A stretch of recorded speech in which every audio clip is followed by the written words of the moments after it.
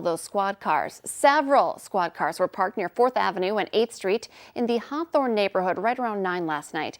But officers on the scene would not comment to Valley News Live as to what was going on.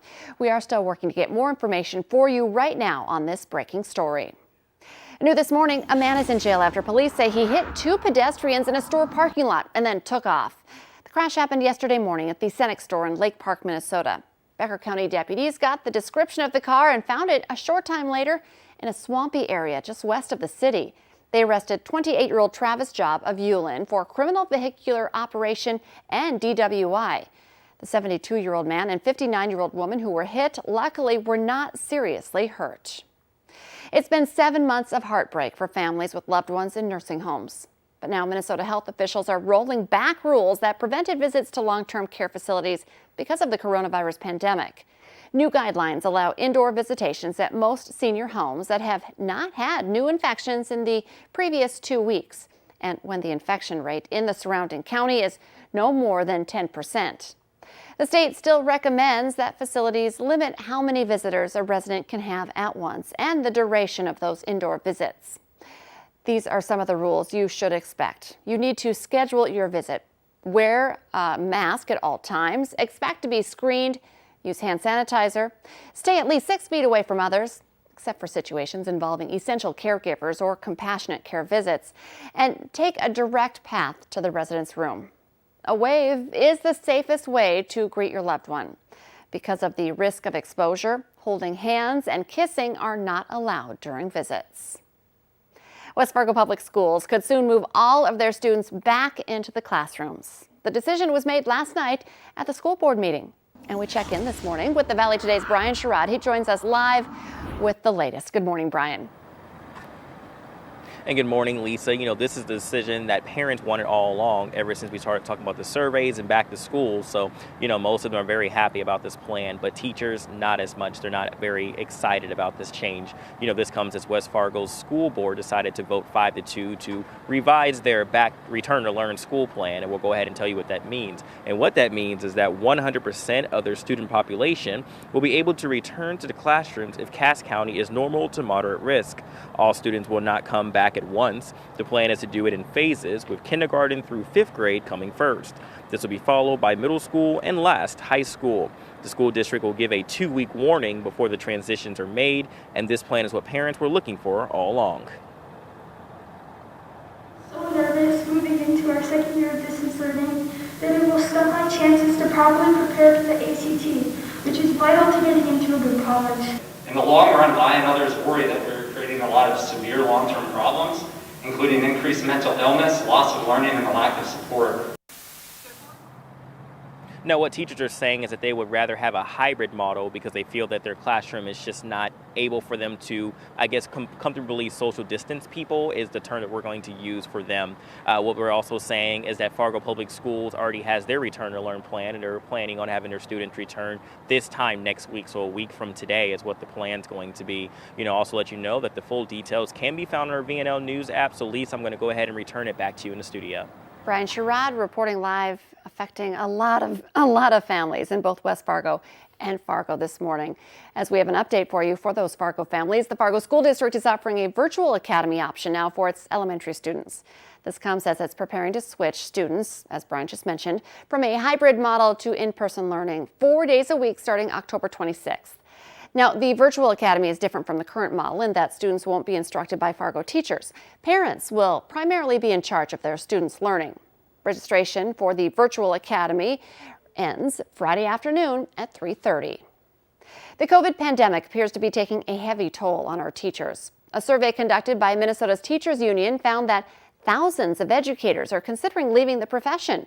In a survey of more than 9,700 members, 79% of teachers reported feeling stressed, 73% feel overwhelmed, and 29% are considering retirement.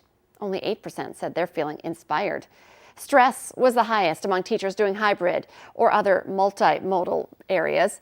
In-person teaching reported the lowest feelings of stress, but those numbers were still high, with 74% saying they are overwhelmed. The president of the Education Minnesota Union says there's already a teacher shortage in the state, and public schools won't be able to function if thousands of teachers burn out and leave. It's now 7 minutes before 7 on our Tuesday morning. Let's get a check of that first alert storm team forecast. And Lisa, it sounds like we're talking about wind again this morning. Yep, it's going to be another breezy one here today. We're looking at conditions that will once again be a little bit more brisk as we work our way through our Tuesday. Here's a look at our current conditions right now around the region. A lot of places reporting temperatures in the low 40s here this morning. There are some places up north into the upper 30s too. Fargo's at 42, Grand Forks at 41, and our winds, steady speeds are into the teens. There are some gusts getting into the 20s at the moment out of the west or northwest with some clearing skies. So we'll end up with some sunshine at least today. And here's a look at that on your radar and satellite map. The latest round of rain moving out, and the clouds are trailing that as well. We'll clear out in places like Baudette and Bemidji here shortly, and that'll be just in time for sunrise. And here's a look at your planner for your Tuesday. We can expect to have lots of sun, but also lots of wind. It will be out of the west and breezy, and we're looking at temperatures topping off around 60 in places in the south. There are going to be places, many that are staying in the 50s today, so we continue that slide in our temperatures coming up.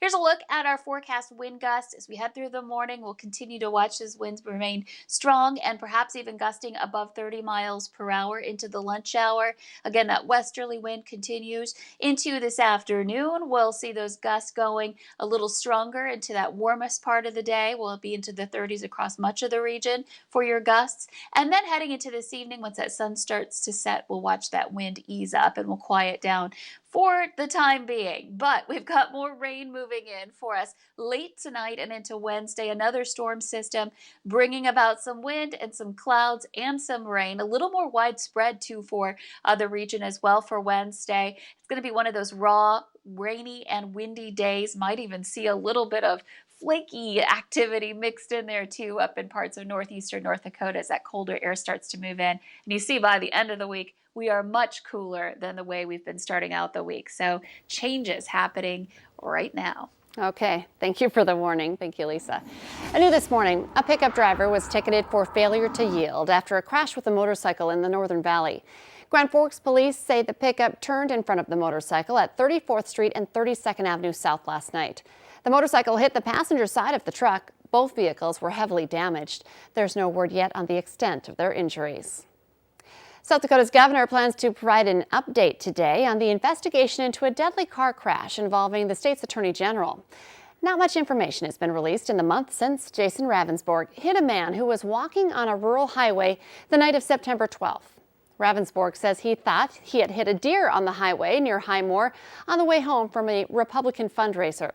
He says he only realized he had killed a man after returning to the crash site the next day. There are more than 2,700 people living in Horace, and it's projected to grow 220% over just the next 5 to 7 years. Nearly 200 people living there have signed a petition opposing a new City Hall building. Plans call for things like underground parking and a fitness facility for their employees. Now, some residents say the city is only looking out for themselves. There's other problems in the community that need to be fixed before we put this type of money into a project that is not needed. I'd like to try and have as much of the city resources pay for this and not have to go to the taxpayers if we don't have to. We probably will have to do some, but I don't want them to have to pay. The mayor of Horace says there's talk of extending the new City Hall in the next few years for police department service. To find a link to the proposal, the petition drive, and when the city plans to talk about it again, just find this story on our VNL News app. West Fargo school officials are investigating a fire at Liberty Middle School that disrupted classes for a time.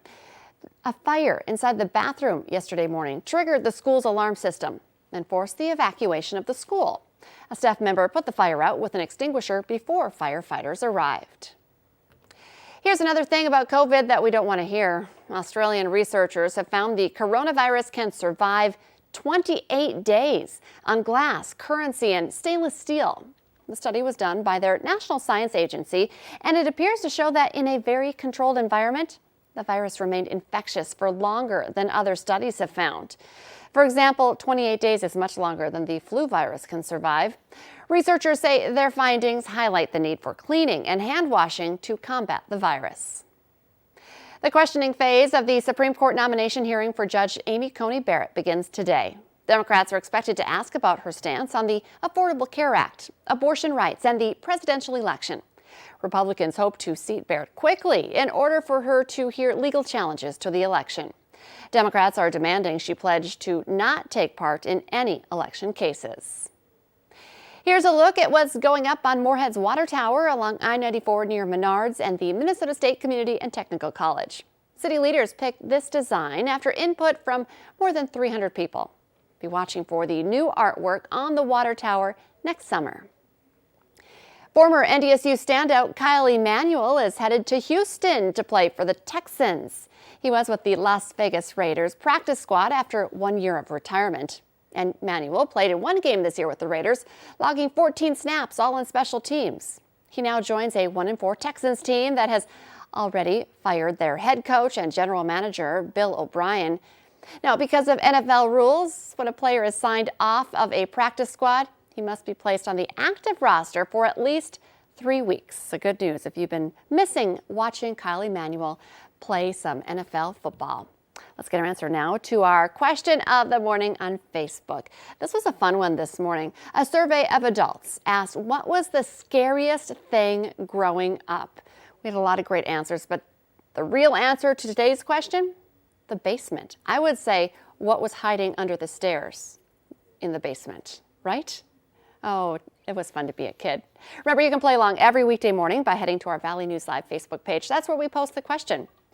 Right now, we are preparing for the Today Show and CBS This Morning. They're just about to start, but as always, the Valley Today rolls on. More live up-to-the-minute news and weather for you right now on the Fargo CW. Have a great Tuesday, everyone.